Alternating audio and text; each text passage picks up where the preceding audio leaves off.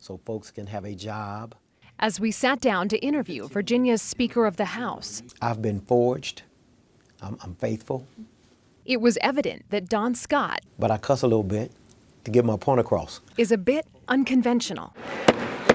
January 10th, Scott made history, elected as the first ever black Speaker of the Virginia House of Delegates, shattering barriers 400 years in the making. It's amazing. I'm grateful. I realize if I look across the river here, a few miles away from where we sit, probably less than a mile, there's a place called Lumpkin's Jail. It's the place where the slaves were taken to before they were literally sold down the river here in Richmond. Richmond, once serving as the capital of the Confederacy. I see the ghost in the building when I go in that capital. When you think of the enslaved Virginians that, quite literally physically built this place, blood, sweat, tears, I mean, if you could say something to them today, what would you say to them? Thank you. Thank you. Thank you for being able to endure.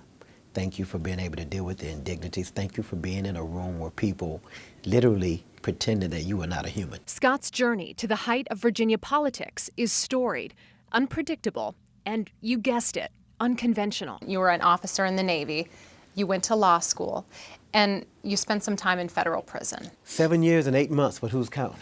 I was in my third year of law school, and I went to go pick up some money, some drug money.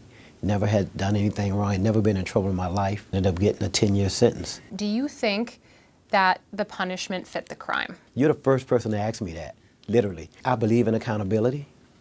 I believe that there should have been a punishment, but I think it was over excessive.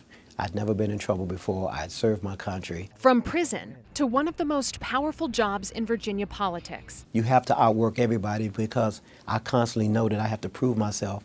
I have to be, 3 times as good. With the legislative session halfway through, Virginia is the last southern state in the United States of America not to have prohibitive reproductive health care and abortion law.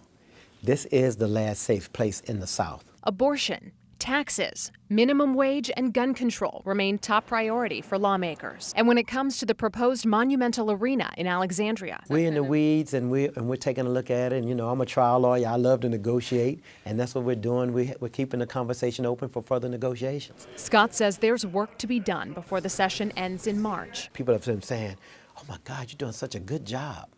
I was like, "What the hell were you expecting?" You know what I mean? Of course, I was prepared for this. This is not an accident. I prepared for this, right?